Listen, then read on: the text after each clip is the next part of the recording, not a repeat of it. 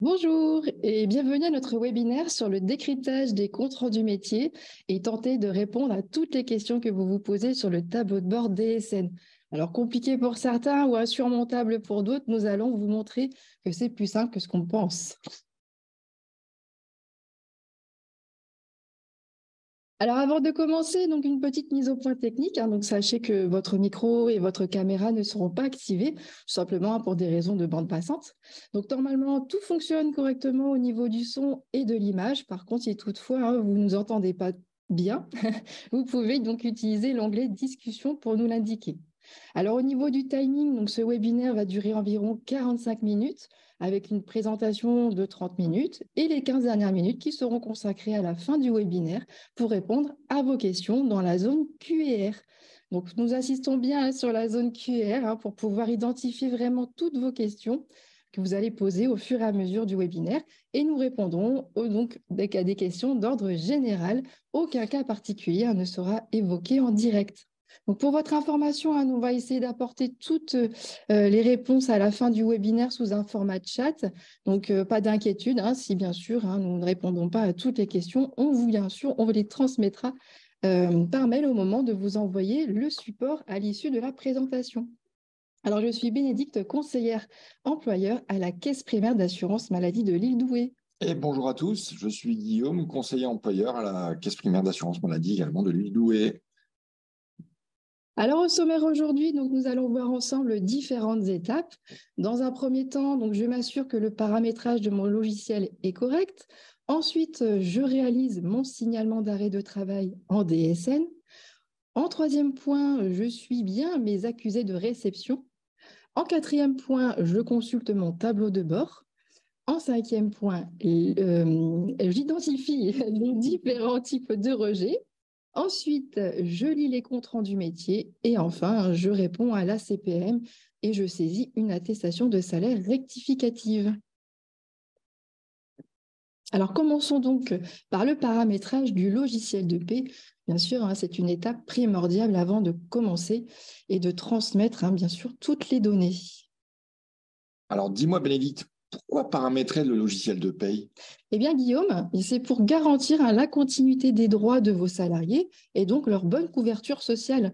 Donc, vous devez absolument vous assurer d'avoir bien paramétré votre logiciel de paie afin de nous transmettre les DSN les plus fiables possibles. En fait, vérifiez bien que le paramétrage du logiciel de paie est correct pour cette étape. Il s'agit bien sûr de vous faire accompagner de votre éditeur de logiciel. Bien sûr, vous n'allez pas tout connaître et tout savoir de votre logiciel. Donc, bien vous faire accompagner. Donc, les paramètres et les mises à jour également. Il doit vous apporter, bien sûr, les mises à jour en temps et en heure. De plus, sachez qu'il existe également des outils sur NetEntreprise qui peuvent vous aider pour les paramétrages. On vous joindra au moment de vous envoyer le support un lien pour vous aider également concernant cette étape. Alors, une petite précision importante, donc pensez à mettre à jour les coordonnées, surtout de vos interlocuteurs. Très important. Les interlocuteurs en DSN dans votre logiciel de paie. Et aussi, on va le voir dans l'étape suivante, pour NetEntreprise, de bien identifier les bons interlocuteurs afin qu'on puisse vous contacter directement en cas d'anomalie ou en cas de question. Donc, en effet, lorsque vous allez envoyer vos événements, donc au moment de rematérialiser l'attestation de salaire, un signataire apparaît bien donc, sur l'attestation de salaire et c'est généralement cette personne que l'on demande par téléphone, par exemple. Donc, vérifiez bien également, du coup, l'entreprise, mais on va revoir tout de suite l'étape ensemble. Justement, Guillaume, donc voyons comment modifier les coordonnées sur NetEntreprise. Il n'y a rien de plus simple, Bénédicte. Comme on le voit sur la slide, rendez-vous sur le portail netentreprise.fr. Il faudra cliquer sur le petit rectangle jaune en haut à droite de la page d'accueil où l'on voit le nom à qui appartient ce compte. Le SIRET, la qualité que vous avez si vous êtes déclarant ou administrateur déclarant. Ensuite, une fenêtre s'ouvre comme sur le point 2, on le voit ici, de la slide et vous cliquez sur modifier les coordonnées. Et en 3, c'est à vous, bien sûr, de mettre à jour les coordonnées dans l'encadré qui est proposé. Et ensuite, vous validez les données. Alors, Bénédicte, peux-tu nous rappeler le principe des signalements d'arrêt de travail en DSN? Bien sûr, Guillaume.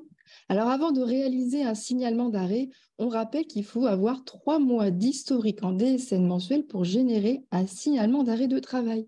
Alors, on va voir ensemble le contenu d'une DSN mensuelle. Alors, le schéma que vous voyez à l'écran, hein, il va représenter différents blocs qui sont nécessaires pour la DSN mensuelle. Alors, les blocs, bien sûr, hein, qui sont à paramétrer sur votre logiciel de paie.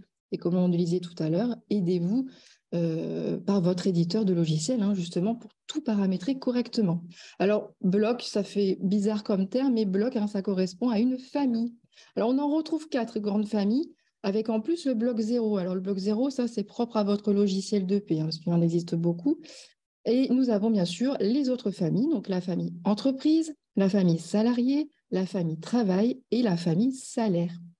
Petit focus sur les blocs salaires, donc 51 et 52, toujours à bien veiller à alimenter les informations de la paie et des primes également.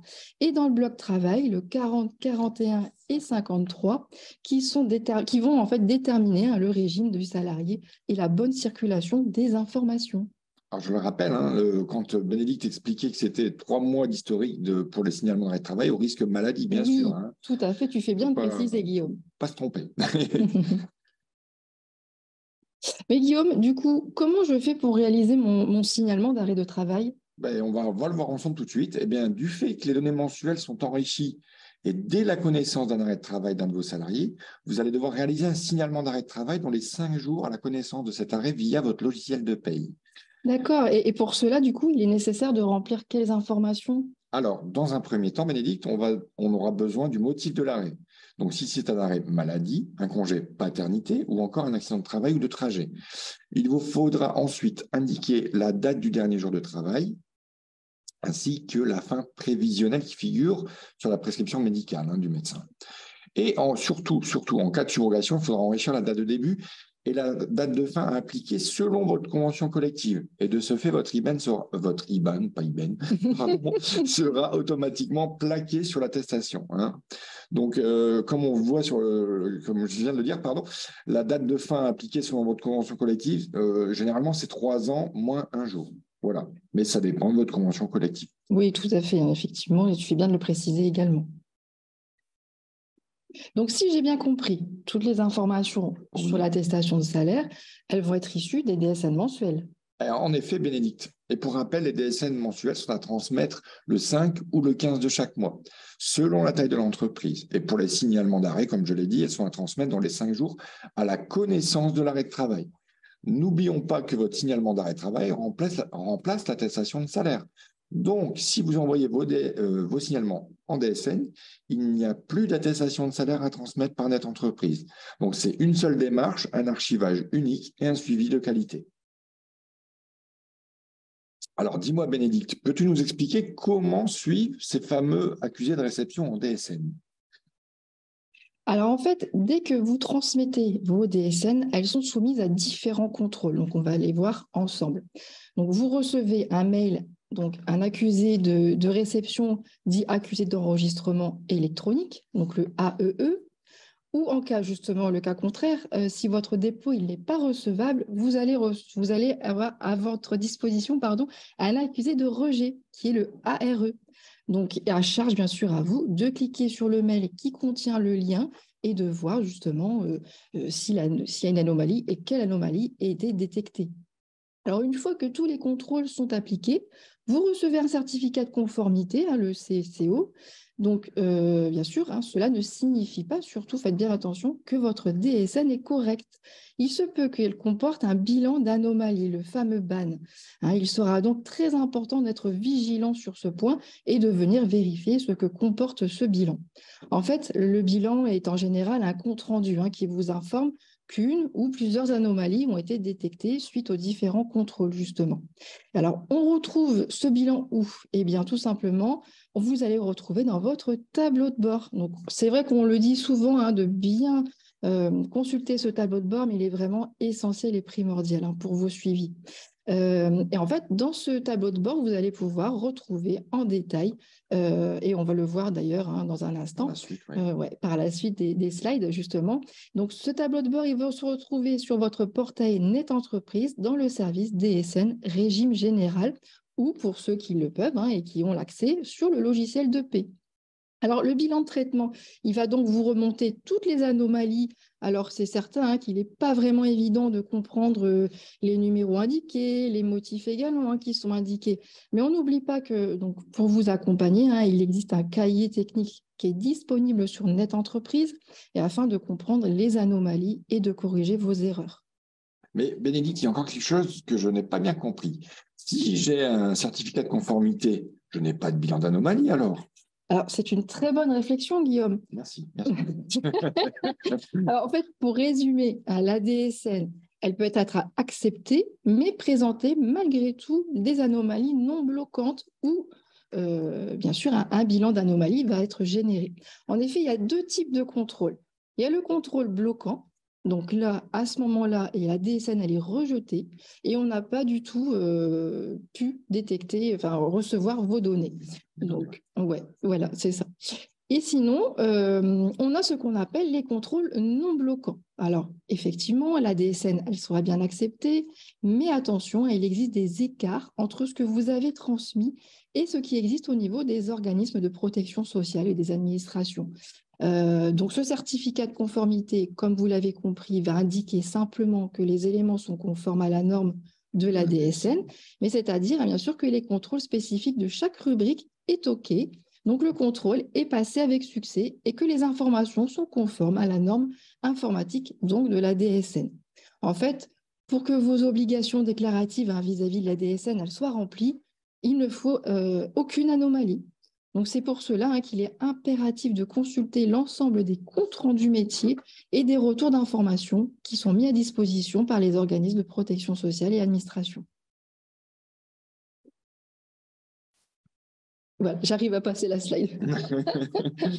Alors, mais il me semble qu'il existe actuellement là une nouveauté pour la fin du mois de mai, Bénédicte. Tu peux nous en donner un peu plus de détails Oui, sur tout à ça? fait. On vient d'avoir l'information. Merci Guillaume, justement, de préciser ce point. Alors, la nouveauté, c'est le compte rendu métier identité. En effet, il est mis à disposition donc, pour les déclarants en DSN en parallèle du BIS, le fameux bilan d'identification des salariés. Alors, il précise les écarts entre l'identité des individus, donc, telles que ce que vous avez transmises dans la DSN mensuelle, et les informations qui sont connues dans le système national donc, de gestion des identifiants. Donc, c'est le CNGI, donc, qui va permettre l'ouverture et le calcul des prestations sociales. Alors, quels écarts peuvent être identifiés? Eh bien, ça peut être sur le numéro d'immatriculation, le NIR, le nom de famille et la date de naissance. Alors, les écarts qui sont présentés donc, dans les comptes rendus métiers identité, ça doit être traité en priorité. Surtout, si vraiment vous voyez ce bilan, donc ce compte rendu métier identité, c'est la priorité. Parce que les écarts qui sont non corrigés, eh bien, ça peut engendrer, pour certains individus concernés, une mauvaise reconstitution de leur carrière, de leurs ressources. Oui, ça peut fausser en conséquence l'alimentation de leurs droits en matière de protection sociale. Donc, c'est vraiment un énorme impact. Donc, à terme, par contre, bien prendre connaissance justement de cette information, puisqu'à terme, le compte rendu métier, donc identité, il a pour vocation de remplacer le bilan donc le bilan d'identification, tout à fait. Donc, il sera mis à disposition fin mai 2023. Là, on a eu l'information en début de semaine. Donc, sur le tableau de bord qu'on vient d'évoquer, le tableau de bord DSN, ou pour ceux qui ont le machine to machine via le logiciel de paie, donc via l'API. Donc, si jamais vous avez besoin d'informations complémentaires, il y a eu un article qui a été posté il y a quelques jours sur Net Entreprise également. Justement, Guillaume, si le logiciel de paie ne permet pas de consulter tous les bilans de traitement, j'ai un autre moyen? Ben oui, comme on l'a dit tout à l'heure, en effet, Bénédicte, nous allons expliquer ce qu'est le fameux tableau de bord. D'accord, c'est bien justement, on en a besoin des infos. Oui. Alors, qu'est-ce que va permettre ce tableau de bord? Alors, pour certains, de déposer vos DSN mensuels ou les signalements d'arrêt directement dessus, mais également de permettre au suivi de vos envois, de consulter tous vos bilans d'anomalies afin de corriger vos erreurs et de repasser vos DSN en annulaire en place. Et bien sûr, de consulter les comptes rendus métiers des organismes de protection sociale et des administrations qui les mettent à disposition sur le mail. Donc, pour résumer, il y a 4 étapes à respecter sur le tableau de bord pour réaliser correctement la DSN. C'est ça, tout à fait, Bénédicte. Et on va les revoir ensemble. Alors, il faut d'abord vérifier le statut de votre dépôt, bien suivre toutes les étapes et suivre le cheminement jusqu'à la fin pour s'assurer qu'elle a bien donné lieu à une attestation de salaire. En second point clé, il faut consulter les bilans d'anomalies. Quand ils sont mis à disposition, ça signifie bien qu'il y a une erreur et qu'il faut la corriger. Ensuite, il faut consulter vos certificats de conformité, car, comme on l'a dit tout à l'heure, cela veut dire uniquement que les informations sont conformes à la norme NeoDes informatique de la DSN, qui est attendue, mais il est probable que les éléments attendus par les organismes sociaux ne permettent pas le traitement de votre signalement, et donc il faut être très vigilant. Et enfin, dernière étape clé, il faut consulter les comptes rendus métiers qui sont mis à disposition par les organismes, avec le cas où s'ils donnent des informations que les envois n'ont pas donné lieu à des paiements. Donc, vous l'avez compris, hein, bien sûr, le tableau de bord, il est donc à utiliser sans modération. Et on le rappelle, hein, il est disponible Oui, sur votre logiciel soit de paye ou via, comme on l'a dit déjà tout à l'heure, sur l'onglet DSN Régime Général de votre portail netentreprise.fr. tout à fait. Alors, on vous explique ici quelques exemples de statuts que vous êtes susceptibles de rencontrer, comme on le voit sur la slide. Alors, quand on a le statut fichier en pré-contrôle, le fichier il est reçu. Il est donc sur le point d'être déposé. Il va avoir une série de contrôles avec la norme si elle est bien respectée. Quand vous avez le terme fichier en cours de traitement, ça signifie que le fichier a passé avec succès les premiers contrôles et qu'il se lance dans le passage des contrôles complémentaires. Et quand on a un fichier traité, cela veut dire que les contrôles sont terminés. Et donc, à partir de là, c'est à vous d'accéder à tous les bilans pour vérifier que votre signalement a bien donné lieu à une attestation de salaire. Et enfin, fichier invalide, comme le nom l'indique, hein, c'est le pré-contrôle du fichier qui n'a pas du tout rempli les conditions d'acceptabilité. Et à vous de consulter le bilan de rejet et de corriger les erreurs et de repasser le signalement. D'ailleurs, je rajoute que c'est sur cette même page que vous pouvez voir le récapitulatif de vos statuts mensuels Oui. et signalements d'événements en vert pour dire qu'ils sont OK ou en rouge pour dire qu'ils sont KO.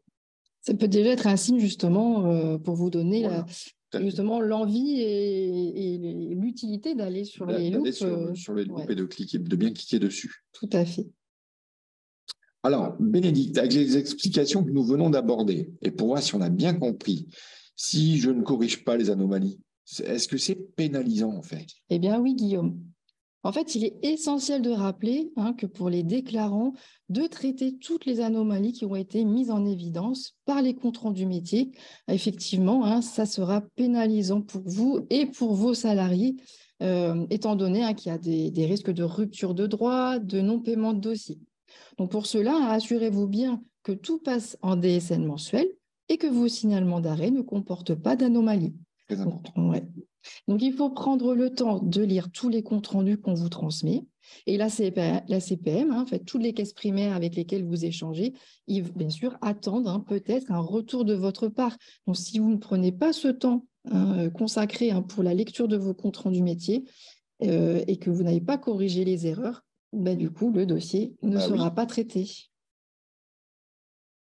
Passons maintenant aux différents types de rejets auxquels vous pouvez être confrontés. Alors, vous l'avez constaté à l'écran, vous avez des lignes en bleu et des lignes en rouge. Donc, tout simplement, ça veut dire que ces différents rejets types, en bleu, les signalements sont correctement reconstitués chez nous et que l'attestation est correcte, que tous les éléments pour le paiement sont présents, mais que malheureusement, on va manquer quelque chose dans le dossier, comme par exemple le type de rejet arrêt non indemnisable. Donc ça, par exemple, eh bien, ça veut dire qu'on ne peut pas payer l'arrêt et qu'une notification détaillée a été envoyée au salarié. Donc, charge à lui de vous informer du refus et qui peut être, bien sûr, d'ordre médical ou d'ordre administratif. Ça, bien sûr, ça peut être des deux côtés. Et par exemple, si l'arrêt n'est pas arrivé dans les 48 heures à la CPM, ça aussi, ça peut être justement un type de refus d'ordre administratif pour le coup. Et aussi, donc, comme on le voit, ça, en fait, ce que vous voyez là, c'est vraiment ce que les techniciens traitent, c'est les lignes Tout à fait. des attestations. Donc, c'est vraiment une copie conforme d'un technicien, de l'écran du technicien. Et alors, comme on voit toutes les lignes en rouge, ça correspond bien à des comptes rendus des CR négatifs ou invalides. Alors, ça signifie qu'on ne peut pas traiter l'attestation en l'état et on vous informera du type de rejet. Exemple du rejet là qu'on voit, salaire erroné, ça veut dire qu'il y a un ou plusieurs salaires qui ne sont pas correctement renseignés dans votre logiciel de paye et que la mensuelle présente, du coup, précédente aussi comporte éventuellement une anomalie. Et donc, quand ce type de rejet est notifié, que faut-il faire? Alors, dans un premier temps, il faut faire une attestation de salaire rectificative via votre portail Net Entreprise en indiquant les bons salaires afin qu'on puisse payer cet arrêt et étudier l'attestation. Et deuxièmement, c'est alerter votre éditeur de logiciel en lui indiquant que le paramétrage du logiciel pose problème et que le salaire ne se reconstitue pas correctement pour la CPAM. Voilà. Alors, comment lit-on les comptes rendus métiers, Guillaume? Eh bien, avec ses yeux, non, je plaisante. Oui, déjà, oui. Tu as raison quand même. On clique sur la ligne. Alors là, comme on le voit à l'écran, on a un exemple de compte rendu que vous pouvez recevoir de notre part dans votre boîte mail.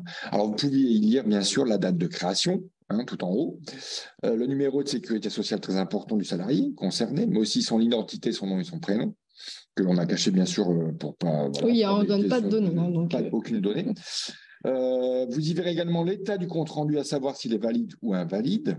Donc, comme on voit sur la slide ici, il est invalide. Et l'action corrective à réaliser. Et tout en bas du compte rendu, vous retrouverez l'adresse mail de la CPAM qui vous a écrit. Alors, et nous venons d'apprendre là depuis le 20 avril que cette mention n'existe plus. Mais il est toujours possible d'écrire sur cette adresse suite à la réception d'un compte rendu métier. Et l'adresse. Ouais, alors pour la caisse de Ligue Douai, effectivement, voilà. Comme Guillaume le dit, depuis le 20 avril, on a eu l'information que certains comptes rendus métiers n'avaient plus la mention de l'adresse mail des SIJ. Alors peut-être qu'avec certaines caisses, c'est encore le cas. Donc voilà, n'hésitez pas en tout cas à répondre par ce biais. Et on vous expliquera aussi qu'il est possible de passer par un autre biais. Dans quelques slides, on va vous l'expliquer. Alors ici, voyons un exemple de compte-rendu métier pour une prescription d'arrêt de travail non réceptionné. En effet, vous n'êtes pas sans savoir que votre salarié est tenu de respecter les règles en cas d'arrêt de travail, c'est-à-dire qu'il doit faire parvenir à la caisse primaire, sa caisse primaire de rattachement, dans les 48 heures, les volets 1 et 2, qui sont destinés au service médical et au service administratif après la consultation chez son médecin. Alors, il existe d'abord des avertissements. Donc, au premier retard de délai des 48 heures qui n'est pas respecté, un courrier d'avertissement lui est transmis, donc, rappelant bien sûr les règles à respecter. Ensuite, on imagine qu'il réitère cet envoi tardif dans les 12 mois. Donc là, par contre, les indemnités journalières vont commencer à être impactées. Il y aura une sanction de 50%. Et bien sûr, si de nouveau, il y a un troisième retard qui est constaté, et bien là, les IJ risquent d'être supprimés à 100%. Alors voilà, bien rappeler aussi également au sein de l'entreprise, il existe également des flyers sur le site Amélie. N'hésitez pas à les consulter pour faire des piqûres de rappel auprès de vos salariés. Et bien sûr, on le précise, dans le cadre où votre salarié est hospitalisé. Donc oui. Déjà, le bulletin d'hospitalisation fait bien foi d'un arrêt de travail, mais s'il est vraiment hospitalisé, qu'il est dans l'impossibilité de nous transmettre le document et donc de respecter ces délais, il pourra nous joindre avec son envoi une lettre explicative en indiquant sa situation tout simplement, avec les justificatifs utiles à ce dossier. Alors n'oublie pas, bien sûr, la réception d'un bulletin d'hospitalisation, c'est un arrêt de travail. Donc, quand vous recevez un bulletin d'hospitalisation, pensez à bien générer votre événement maladie. Et pour rappel, on ne prend pas les duplicata d'arrêt et surtout le volet 3 n'est pas recevable, c'est votre volet employeur. Donc, nous, on ne peut pas le traiter et on ne peut pas le réceptionner en caisse primaire. Il faut bien les volets 1 du service médical et le volet 2 du service administratif. Très important, on précise encore parce qu'il y a beaucoup de questions sur ce point. Et en parlant de questions, n'hésitez pas, bien sûr, à nous poser dans la zone QR toutes vos questions Voilà, sur le thème. sur le thème. Des comptes rendus métiers. Alors, on va voir un exemple maintenant d'un compte rendu pour des salaires erronés, hein, comme je l'avais dit tout à l'heure. Alors, avec la DSN, vous comprenez bien que les salaires sont remontés automatiquement du fait de vos envois réguliers en DSN mensuel. Or, il est possible, hein, il arrive qu'un mauvais paramétrage du logiciel indique des salaires erronés. Et c'est souvent le cas avec les salaires rétablis. Donc, deux réflexes à avoir. Le premier, celui de réaliser une attestation de salaire rectificative sur notre entreprise en rétablissant le ou les salaires erronés. Et deuxième point, avertir surtout rapidement votre éditeur de logiciel qu'une erreur de paramétrage a été signalée par la CPAM concernant justement la remise des salaires rétablis. Oui, parce que c'est vrai que vous n'allez pas forcément savoir où ressaisir les bonnes données. Donc, l'éditeur est toujours là et présent, hein, pour vous aider et vous accompagner dans ces paramétrages et ce type d'erreur. Et souvent, c'est souvent ce qui arrive en plus, hein, c'est que pour vous, en fait, ce sont des saisies de logiciels de paye et vous n'avez pas l'attestation rematérialisée chez vous. Donc, voilà. C'est transparent pour vous. Transparent, voilà, c'est ça. Merci. D'où l'importance de consulter le tableau de bord. Voilà. Alors, justement, Bénédicte, comment on répond à la CPAM à la suite d'un compte rendu métier avec toutes ces modifications d'adresse mail, etc. C'est une très, très bonne interrogation, Guillaume. Donc, pour répondre à un compte rendu métier, il y a deux possibilités. Alors, la première, vous le savez, hein, maintenant, depuis le 5 décembre 2022, alors, il y a un nouveau téléservice qui est mis à votre disposition sur le portail Net Entreprise. Donc, c'est le compte entreprise pour le dépôt de pièces jointes. Donc, pour toutes les caisses de France, hein, quelle que soit la caisse de rattachement de votre salarié, c'est un point d'entrée unique, hein, qui remplace bien sûr les initiatives locales avec les fameuses boîtes mail DSNPJ, par exemple. Donc, ça, par contre, c'est supprimé. Elle n'existe plus. Donc, il faut vraiment penser à envoyer vos pièces par ce biais-là, par ce nouveau service. Donc, si on vous réclame un document par un compte rendu métier, eh bien, vous pouvez dorénavant passer par ce service dédié. Donc, hein, bien sûr, ça peut être un bulletin de salaire, un bulletin d'hospitalisation, justement, qu'on a vu, un RIB parce que vous avez eu, on n'a pas eu la bonne donnée, et il y a eu un changement où vous souhaitez nous faire parvenir, ça c'est possible. Un contrat d'apprentissage, par exemple, ou encore un acte de naissance, hein, on le rappelle, dans le cadre du congé paternité, ce n'est pas une pièce obligatoire de votre part. On en est conscient, mais si jamais il manque cet acte de naissance, le dossier risque d'être, de pas être indemnisé parce qu'il manque une pièce. Donc, vous pouvez également le joindre par ce biais. Alors, on le rappelle, les documents ils doivent être au format PDF et la taille, hein, de l'envoi ne doit pas dépasser 5 émaux. Voilà, tout simplement, c'est national, hein, ça a été fait ainsi. Et deuxième, bien sûr, possibilité, hein, vous pouvez répondre, bien sûr, à l'adresse mail qu'on vous a indiquée, DSIJ.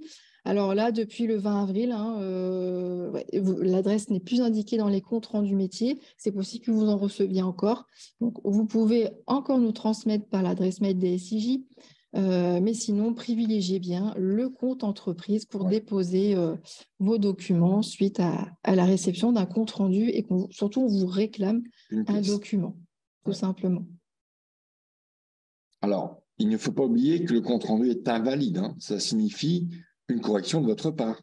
Si vous ne pouvez pas réaliser l'annulaire en place en DSN, dans le cadre, par exemple, des salaires erronés, n'hésitez pas et surtout, vous devez passer par le service des attestations de salaire de votre portail netentreprise.fr, comme on le voit sur la slide, et réaliser une attestation rectificative à l'étape 4. Hein. On ne dit pas de cocher la petite case. Hein. C'est une étape très importante pour la reconstitution de l'attestation, je vais y arriver, puisque la coche, chez nous, elle va se rematérialiser et elle va bien être indiquée. Donc là, le technicien ou les techniciens vont pouvoir bien analyser et rechercher la correction apportée au dossier et faire la modification et étudier et régler le dossier. Alors, Bénédicte, mais on a fait tout ça, tout est réglé, on va dire. Et comment je contrôle mes indemnités journalières alors ? Eh bien, Guillaume, c'est tout simple. En fait, on ne le répétera jamais assez, mais si vous attendez l'indemnisation des IJ, hein, donc c'est vous qui subrogez, et surtout pour un suivi de qualité. Alors, on parlait tout à l'heure du tableau de bord pour l'analyse des comptes rendus, des bilans de traitement, des bilans d'anomalies, Mais là, pour les paiements, il y a également un suivi à appliquer, hein, bien sûr, et c'est primordial pour vous, hein, pour avoir vos pièces comptables, de vous rendre sur le service des bordereaux de paiement des indemnités journalières, donc on appelle le fameux BPIJ. Alors, soit vous passez par votre canal de portail Net Entreprise, hein, bien sûr, dans le service des attestations de salaire. Ou sinon, hein, vous avez la possibilité, via votre tableau de bord, dans certains bilans de traitement, d'accéder à BPIJ directement. Ça, après, c'est à vous de prendre le réflexe et la bonne pratique. Et bien sûr, au moment où vous allez sélectionner, enfin, vous allez rentrer dans le service, vous avez plusieurs possibilités pour filtrer. Alors, par un choix de CPM, par un choix de SIRET, si bien sûr vous en avez plusieurs. Vous sélectionnez, par exemple, une période, une semaine, un mois. Voilà, c'est à vous de filtrer, bien sûr, hein, par le numéro d'immatriculation du salarié également. Voilà, vous choisissez bien ce qui vous correspond le mieux et vous avez bien sûr accès à tous les bordereaux dont vous attendez les indemnités journalières. Et il y a un historique de 18 mois, Oui, on attention. n'oublie pas, 18 mois en arrière. Donc, prenez bien le rythme Voilà. adéquat hein, qui vous convient, mais surtout de bien de prendre le réflexe d'y aller, puisque Oui. alors nous, on peut vous dépanner, on peut vous retrouver hein, vos bordereaux, c'est sûr, mais voilà, c'est vraiment vos pièces comptables, donc c'est important d'y aller. Mais par contre, Guillaume, du coup, si l'indemnité journalière n'est pas subrogée, je fais comment? Alors, pas d'inquiétude. Si votre prévoyance vous réclame un décompte IJ et que le salarié a été directement payé, donc il n'y a pas eu de subro, hein, c'est lui qui a touché les IJ, eh bien, c'est à votre salarié qui est habilité via son compte Amélie à transmettre son décompte. Alors, surtout, s'il n'a pas son compte Amélie, c'est à vous de lui demander de l'ouvrir, en fait, hein, s'il n'a pas ouvert son compte. C'est très rapide, très simple. Et ben, ça permet d'avoir tous les documents comme une attestation IJ, une attestation de droit, enfin voilà.